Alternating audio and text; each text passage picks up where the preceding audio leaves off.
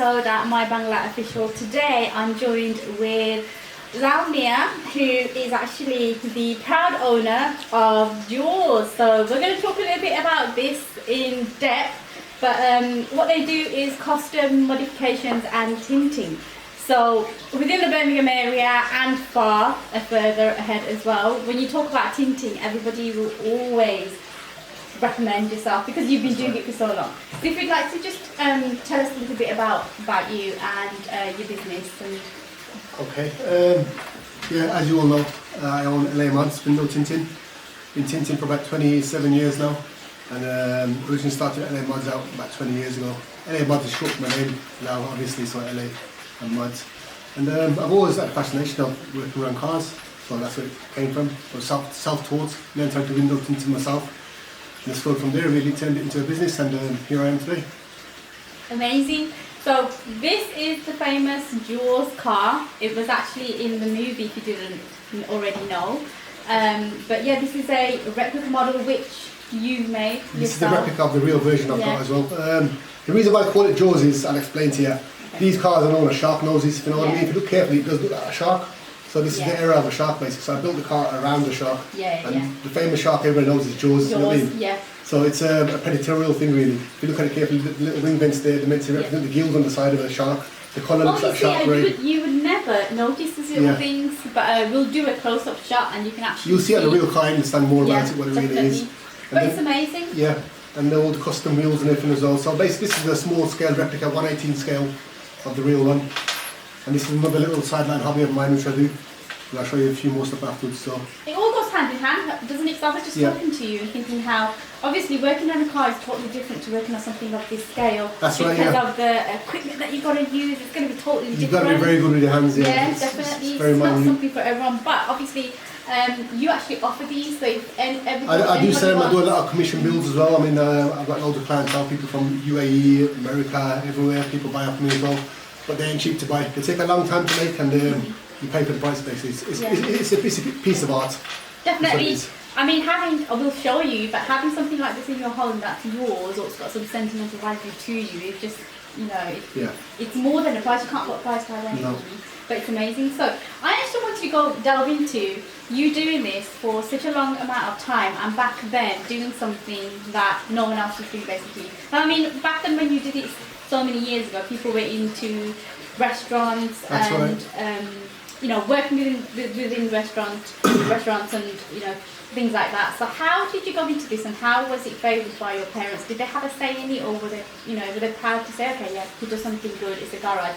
Or did you have that typical mentality of parents thinking, why are you doing this? You're not going to get far. It's just a hobby. Just like they say when you say you want to do football, they're like, no. So how was it? To be honest, I had a very good influence on myself. My older brother, Kabir Mia, I mean, he's always been into cars. People my generation would know about him. Yeah. Back then, people used to drive Datsuns and that sort of things. I mean, basic cars. He was coming out of Cortinas, Capris, nice flash car back then, building them. He was going to school, going back into the early 80s. He had nice cars and things. So I grew up around nice cars around him, helped him work on cars. And ever since then I've been into it. Yeah. And lucky enough for us, when we moved to our house in Montague Road, which is like 1986, we had a black man with a garage next door to us. And he used to do body work, and every day when I was young I used to hang about the garage watching working on cars and everything. So he says to me one day, he goes, come inside and help me, watch what I do and everything. So then slowly I started working with him in the holidays, school holidays, learning, and he taught me how to do most of the stuff. And from there, just roll from there really. We used to buy and sell cars, and brother did. I'd work on them, we'll sell them, make a little profit, and then he'll buy his own cars, do them up. Until I passed my test and started getting my own cars and working on my own cars. And from there it flowed really.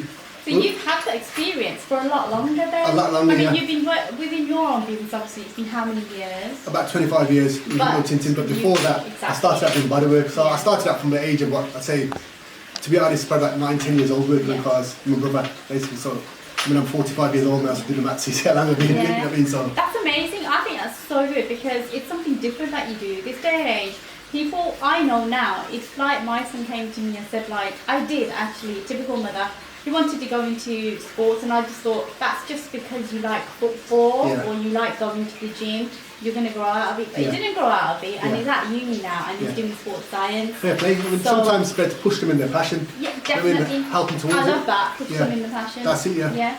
You have to, because if you want your children to be happy in what they're doing and accelerating what they're doing, they've got to love what they're doing. That's it, yeah. And not only then, you've got to show a bit of interest and you've got to have a bit of passion as well for it.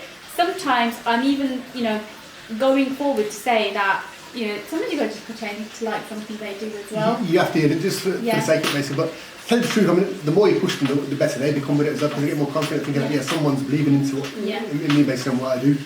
So that's what it's all about, really. I mean, just encouraging them to do what they're doing. Definitely. Yeah. How has like the pandemic affected you? We're coming into onto about not 2 years, but like a year mark now. Yeah, it's been pretty bad.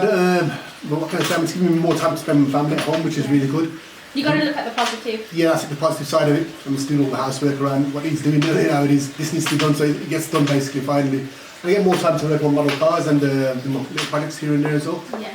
Yeah, so it's good. I think people have taken the good out of something really unfortunate. Yeah. I don't think we ever knew we were going to live through a time like this. It's something you read about in history, and people are going to be reading about this in history for time to come. You know, it's definitely going to be one of the moments where it's just unfortunate, and some people have accelerated online platforms and things like that. Yeah. People have done amazing. Yeah. People who have you know, clicked on right at the beginning. I thought, you know what, I'm going to open up an online shop. They're doing amazing. Well, that's, I mean, some people are better from it. Some people actually just lost everything. So you got to feel bad for them as well. It's just it's how you take it. And it's really sad. I walk around my local area and there's shops that are closed.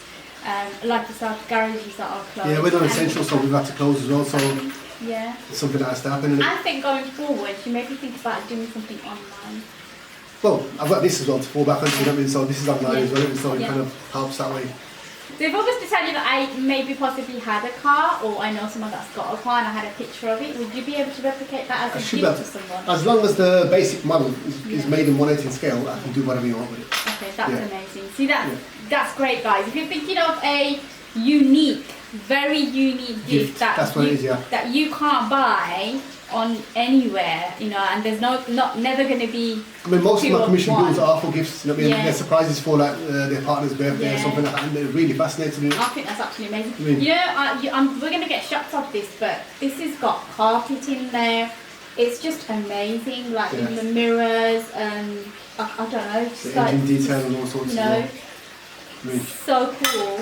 You know. I mean, I built one for a very famous Instagram guy as well. Yeah. People, if you search him up, E30JV, he's got the only E30 BMW with a glass hardtop on it, and that I had to build that from scratch. So it's like a hardtop convertible roof you can take apart, but it's got a glass screen in the middle as well, which is all made from scratch. And you'll see that on my page as well. So he's really fascinating. That was a surprise for his birthday as well. Some clips of that and the model's gone now anyway, so I built it. I'll give it to you. But you see it on my page anyway.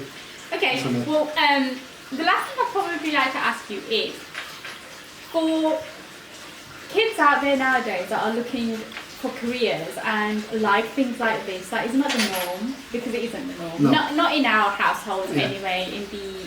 I was going to say Bangladesh, but in any South Asian home, it's not really normal to say you want to go into mechanics or you want to do tinting or you want to buy and sell cars. It's not normal, is it? No. What would you say to them? I mean, if you're really into it, do it. I mean, you can go to college these days and do courses like bodywork courses, mechanical courses, and start from there and get the experience, go work in garages, doing part-time jobs here and there, and learn the trade itself and try and get experience of it. And later on in life, you never know, maybe you could own a garage one day or, you know, do the same sort of thing. I mean, it's all about following your passion. It's not all about pens and paper writing. I mean, if you're good with your hands, I mean, I left school with hardly any grades, straight with it, but I was really good at art and CDT. CDT is craft design technology, making things basically. So I did my two main skills which I had, and alhamdulillah from there it's given me the things I have today. Yeah. I mean, so I can make nice cars, make nice models, real cars, and just a handyman basically. Yeah, definitely, but it's not only that, obviously for you it's the passion that you'll never say, you know, when people say when you do something you love you don't work a day in your life. Yeah. Like, does it feel like that? Do you sometimes feel like, oh, I don't know how long I'm going to be able to do this? I mean, I think about that all the time, I'm not getting any younger now. So I've got to look at things in the long term as well. Luckily I got my classic car, which is part of my pension scheme basically. So if anything does happen, I can always use that in the pension, So it's them sort of things, you know, looking to the future now. My children, they're my assets now as well, so I'm just putting all my time into them as well. And just luckily for a very good supporting partner as well, which helps, you know, with my children, the upbringing of them as well. And she's done really well with them. And they're my future now really, so it's Amazing. So your son, does he want to walk in Dad's shoes? I know that he goes to all the shows because Jules has actually won a lot of medals. That's right, trophies. Are they medals or trophies or awards? What Trophies, awards. Trophies, awards. Magazine features and all sorts. Yeah. So has he ever expressed that he'd love to do that? I mean, I'll teach him, and if he ever wants to fall back into it, it's something he can do. I mean, but he academically is really good in that. He's at grammar school at the moment, so he's doing really well for himself. So alhamdulillah, I want him to become somebody really good for himself. I mean, so let him set himself up, and this can fall back into. Exactly. He definitely knows. Him up, basically. That's it, yeah. And inshallah, when he becomes a doctor or something, Jules is his enemy. He knows that, so he's gonna work towards that reward. So he's working towards that status because he needs the car. So that's it, yeah. So it's actually not going to be your pension anymore. It's going to be his form. Well, that's it. He'll pay for my pension, then it's all right. Yeah. Don't worry about that. Alhamdulillah. I hope to make you proud. Inshallah. I hope one day he'll have that exact 100% passion that you do, which he does, but he has to concentrate on other academic things at the moment. But yeah, we are now going to show you some of the models which are absolutely amazing. Take some inspiration from it. If you ever want to model them, this is your person to come to. But yeah, can we head up to your you want to come to the man cave? Yeah. Yep, come on in.